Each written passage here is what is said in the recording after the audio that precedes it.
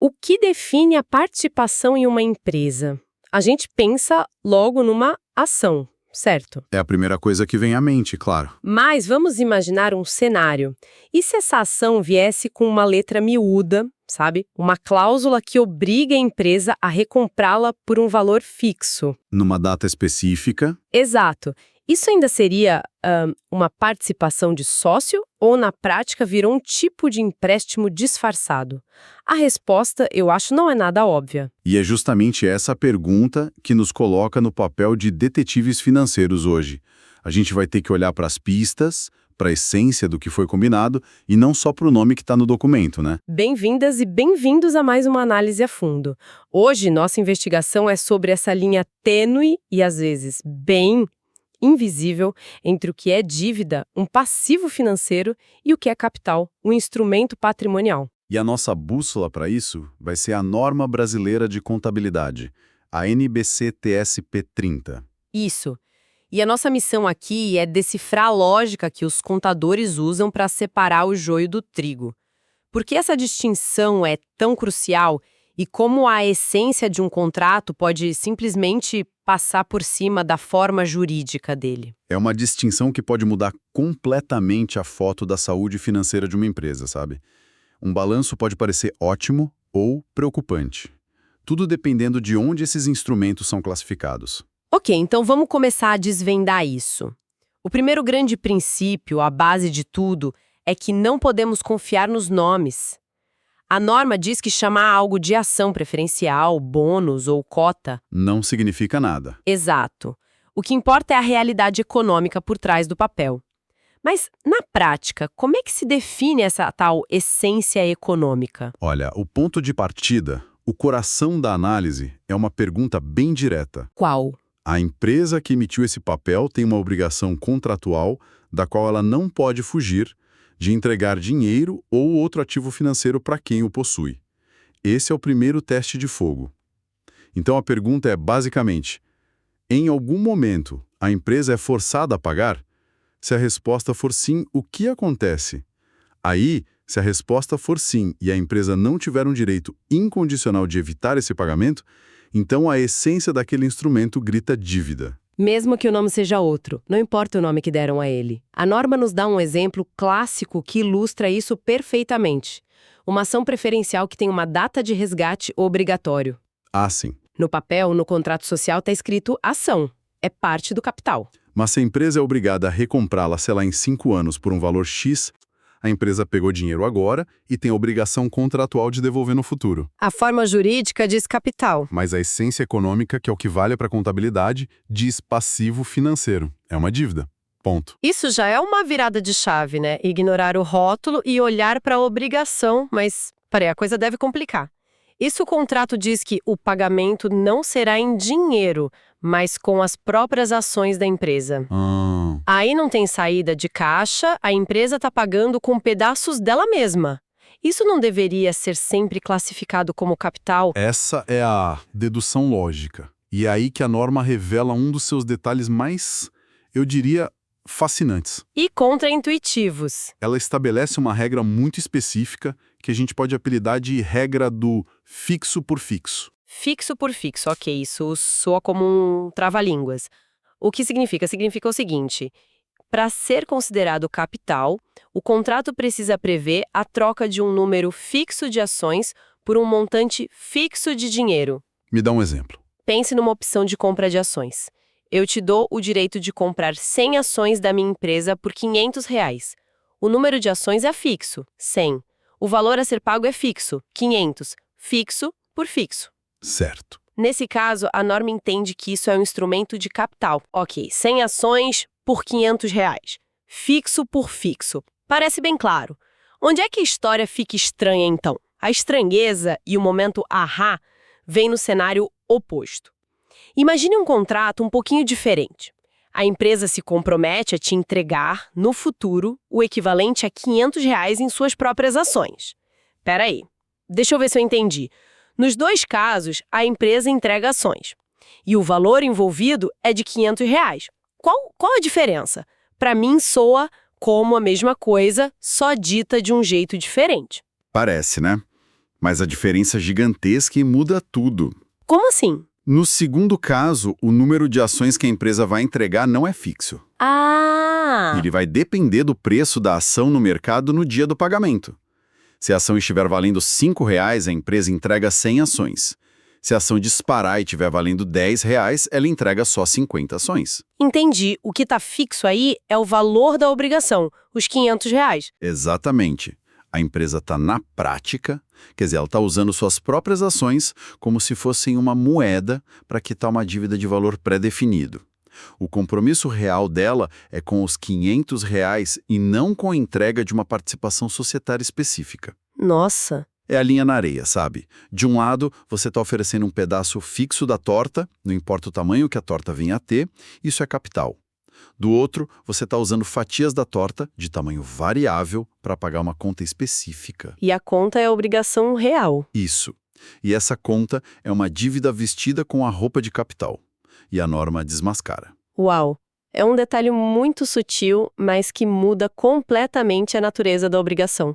A incerteza no número de ações transforma tudo. Ok, a norma parece ter regras claras, mas, como em todo bom regulamento, sempre tem as exceções. Sempre. Ouvi dizer que existem situações onde o instrumento que obriga um pagamento em dinheiro pode ainda assim ser classificado como capital. Como isso é possível? Isso não contradiz tudo que a gente falou até agora? Isso levanta uma questão fundamental. O que a contabilidade considera a forma mais pura de capital? As exceções são raras e as condições são extremamente rigorosas, mas elas existem para capturar essa essência. A primeira grande exceção envolve os chamados instrumentos com opção de venda, em inglês putable instruments, né? Isso. Que são aqueles que o investidor pode, a qualquer momento, vender de volta para a empresa e pegar o dinheiro, certo? Pela regra geral que a gente acabou de discutir, isso seria um passivo clássico. Seria um passivo textbook, exatamente. A obrigação de recomprar cria um passivo claro. No entanto, a exceção diz que, apesar disso, ele pode ser classificado como patrimônio se, e somente se, atender a uma lista de critérios muito restritos. E qual o principal deles? O principal é que esse instrumento precisa pertencer à classe mais subordinada de todas. O que significa ser mais subordinado? Significa que, no caso de a empresa quebrar e ser liquidada, os donos desses instrumentos são os últimos da fila para receber qualquer coisa. Os últimos. Os últimos. Eles só recebem depois que todos os outros credores, bancos, fornecedores, governo, detentores de títulos forem pagos. Eles não têm prioridade sobre absolutamente ninguém. Basicamente, eles assumem o risco máximo do negócio. Então a lógica é: mesmo que esse investidor tenha o direito de pedir o dinheiro de volta antes, no pior cenário possível a liquidação, ele se comporta como o verdadeiro dono, o último a sair do barco. É isso. É precisamente essa a lógica. A norma está dizendo: se você quer ser tratado como capital, mesmo tendo essa opção de saída, você precisa me provar que, no fundo, você é quem assume o risco final, o risco residual do negócio. Entendi. E a segunda exceção é muito parecida. Se aplica a instrumentos onde a obrigação de pagamento só existe na liquidação da empresa. Se ele também for o último da fila, também pode ser classificado como capital. A norma está procurando o verdadeiro dono, então. Aquele que compartilha do risco fundamental da entidade. Ok, mas a vida real não é tão preto no branco, né? Raramente. E quando uma empresa cria um instrumento que é um híbrido? Um monstro de Frankenstein, metade dívida, metade capital. Pense numa debênture que pode ser convertida em ações. O que se faz com isso? Joga uma moeda para cima? Seria mais fácil, mas não.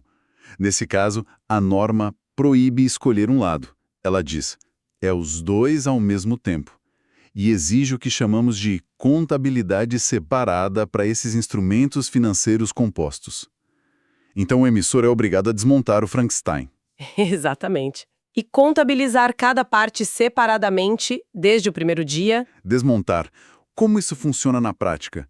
Como você coloca um preço em cada parte de algo que foi vendido como um pacote só? É uma ótima pergunta. Vamos usar uma analogia. Imagine que você comprou um combo numa lanchonete. Ele vem com um hambúrguer e um brinquedo. Ok. O combo é a sua debênture conversível. O hambúrguer é a parte da dívida, é a promessa da empresa de te pagar juros e devolver o principal. O brinquedo é a parte do capital, é a opção de, no futuro, trocar essa dívida por ações. Certo. Eu sei o preço do combo, mas não o preço de cada item separado. Como eu separo? A contabilidade faz o seguinte. Primeiro, ela calcula o preço do hambúrguer sozinho, Como? olhando no cardápio do mercado. Ela verifica quanto custaria uma dívida similar, da mesma empresa, com o mesmo prazo e juros, mas que não viesse com o brinquedo. Ou seja, sem a opção de conversão. Isso. Esse valor é o seu componente de passivo. Ok, o valor da dívida pura. E o brinquedo? A opção de virar sócio. O valor do brinquedo é simplesmente a sobra. Pega-se o preço total que foi pago pelo combo e subtrai-se o preço do hambúrguer que a gente acabou de calcular. O que sobrar. É o valor do componente de capital. Exatamente. É um método residual. E a norma é clara que esse processo de separação inicial não pode gerar nenhum lucro ou prejuízo. É só uma alocação do valor que foi pago. Genial a analogia do combo, deixa tudo muito mais claro.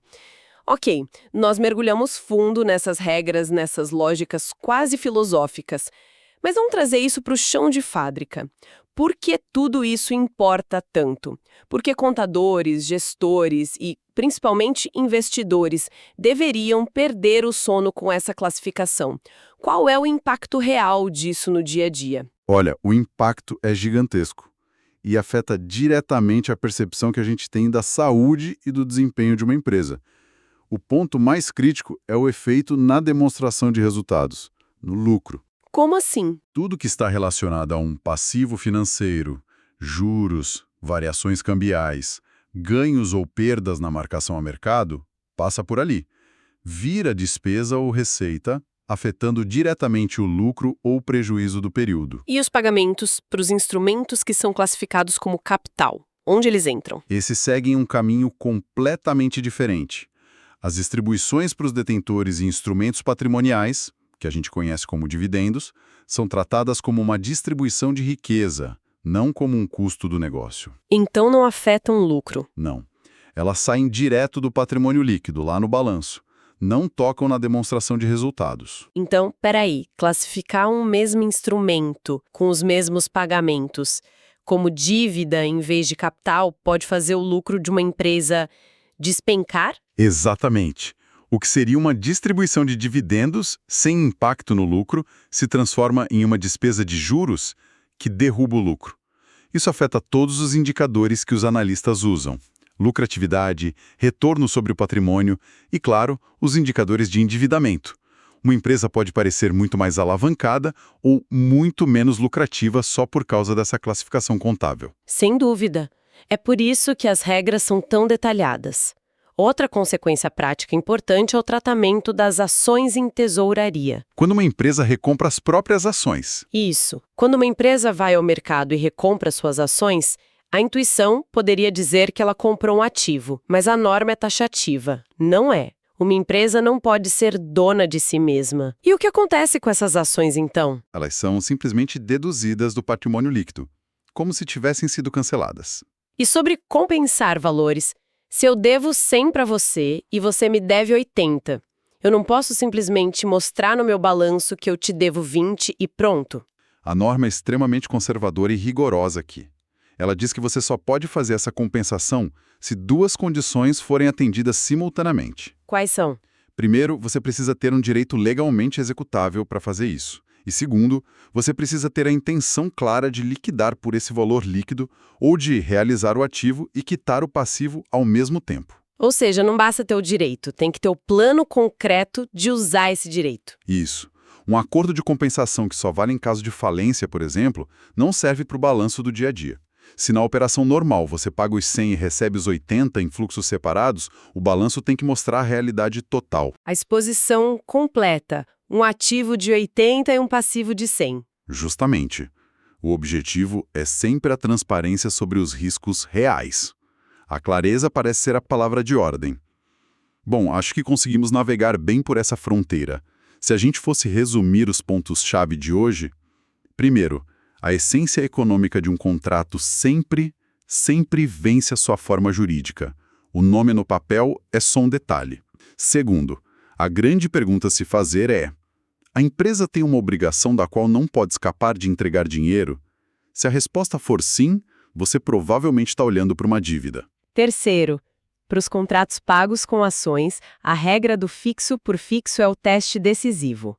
Um número fixo de ações por um valor fixo em dinheiro é capital. Um número variável de ações para pagar uma conta de valor fixo. É uma dívida. E, por último, essa classificação não é um debate teórico. Ela define se os pagamentos destroem o lucro como despesa ou se são apenas uma divisão do bolo como dividendos. E isso muda completamente a análise financeira. Uma aula e tanto sobre a lógica por trás dos números. E para deixar um último pensamento, um ponto para reflexão. A norma que a gente discutiu hoje foca quase inteiramente na perspectiva do emissor, da empresa. Mas e se a gente virar a mesa e pensar como investidor? Analisar um instrumento financeiro complexo exige essa mesma mentalidade de detetive.